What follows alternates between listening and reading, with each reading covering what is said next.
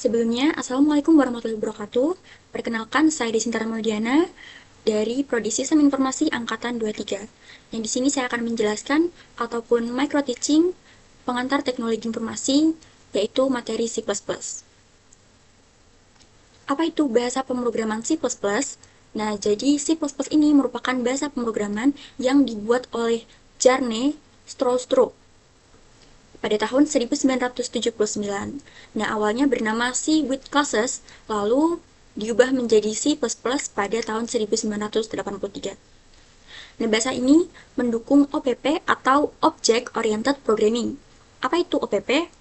Yaitu merupakan cara membuat program dengan konsep objek seperti di dunia nyata. Jadi C++ ini sering dipakai untuk membuat software yang berhubungan dengan hardware.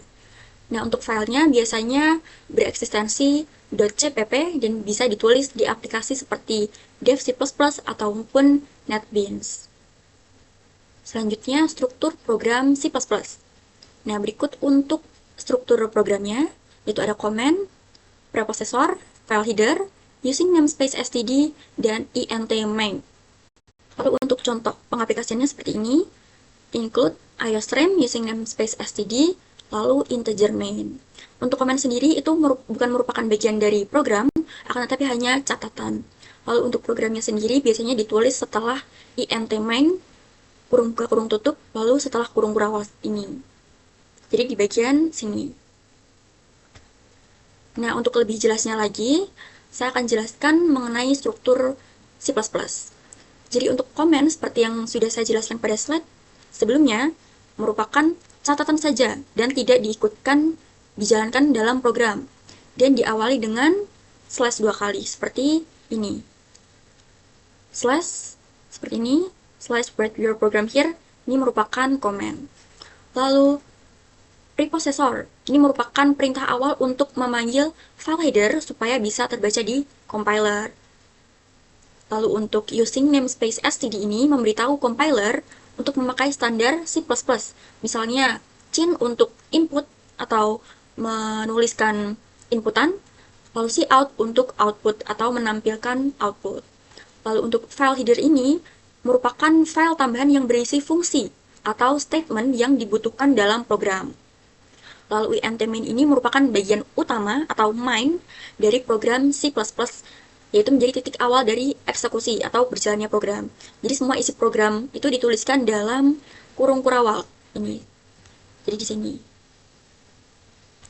Nah, berikutnya untuk file header sendiri ada iostream, conio, stdio, string, dan math. Dan yang biasanya digunakan ini adalah iostream, yaitu untuk statement cin atau cin, cout, dan endl. Untuk cin dan cout seperti yang sudah saya jelaskan untuk input dan output. Nah, untuk endl ini untuk apa sih? Ini untuk berpindah baris atau untuk enter di bawahnya. Maka bisa menggunakan statement endl ini. Lalu untuk conio, ini get character untuk menampilkan agar tampilan output tidak langsung tertutup. Lalu ini untuk membersihkan layar. Lalu stdio untuk printf, scanf, dan gets, yaitu untuk fungsi keluaran, masukan, dan fungsi inputan. Untuk string sendiri untuk membandingkan dua string, menyalin nilai string, dan juga untuk mengetahui panjang string. Lalu untuk math ini untuk perhitungan seperti akar dan juga pangkat. Nah, selanjutnya untuk tipe data yang ada di C++. Di sini ada int, float, double, boolean, dan juga char. Yang pertama untuk int. Int ini digunakan untuk menyimpan bilangan bulat tanpa koma. Semisal untuk menyimpan umur, di sini contohnya adalah umur 20, umur 19, 17. Nah, itu bisa menggunakan int. Lalu selanjutnya untuk float, ini untuk menyimpan bilangan desimal ataupun pecahan tapi dengan presisi yang tunggal. Semisal di sini adalah float p. Di sini komanya hanya 14, 3,14. Nah, maka bisa menggunakan float. Lalu untuk double, ini untuk desimal juga, akan tetapi untuk presisi yang ganda. Contohnya di sini double p sama p-nya, akan tetapi di sini dijabarkan lagi lebih panjang, 31415, bla bla bla dan seterusnya. Nah, ini bisa menggunakan double. Lalu untuk boolean atau bool, ini untuk menyimpan nilai logika true, benar, atau false, yaitu salah. Nah, ini untuk bool statusnya true atau false gitu, misalnya untuk menyatakan kondisi, apakah kondisi tersebut benar ataukah salah. Lalu yang terakhir ada char, yaitu untuk menyimpan suatu karakter saja, misalnya huruf A atau angka 7 atau simbol. Di sini ada hashtag, nah itu bisa menggunakan char. Contohnya ini ada char grade A, misal untuk nilai kan biasanya tidak hanya angka, tapi ada huruf juga, ada nilai A, nilai B, nilai C. Nah, itu bisa menggunakan char. Nah, selanjutnya variabel. Variabel ini merupakan tempat untuk menampung data secara sementara saat program sedang dijalankan. Untuk sintaksnya, tipe variabel, lalu nama variabel. Seperti ini contohnya, untuk tipenya int dan juga nama variabelnya a. Char, nama lengkap, double, gaji. Jadi di bagian kiri dituliskan dulu tipe data, lalu diikuti dengan nama variabel. Lalu tidak lupa ditutup dengan titik koma di akhir. Nah, sekian untuk micro teaching atau penjelasan PPT-nya. Selanjutnya saya akan menjelaskan portofolio mengenai proyek-proyek yang sudah saya kerjakan sebelumnya. Nah, yang pertama, sekaligus untuk menjelaskan lebih lanjut mengenai C++, saya pernah mengerjakan ini pada mata kuliah PTI. Di sini merupakan untuk data diri mahasiswa. Di sini ada NIM, nama, dan alamat. Di sini merupakan variabelnya, ini tipe data, lalu nama, dan juga ini untuk banyak datanya atau array-nya. Bisa diinputkan sampai 20, dan untuk nama bisa diinputkan 50, dan untuk alamat bisa diinputkan sampai 100. Lalu untuk cout, ini merupakan untuk output, dan cin ini untuk input. Maka dari itu untuk cin ini, di sini dituliskan untuk variabelnya, sama seperti yang di atas, NIM. Juga nama, dan juga alamat. Dan apabila di run, maka akan muncul output, seperti yang sudah dituliskan dalam program. Di sini saya akan coba menuliskan NIM. Apabila di enter, maka akan lanjut ke yang berikutnya, program berikutnya, yaitu nama.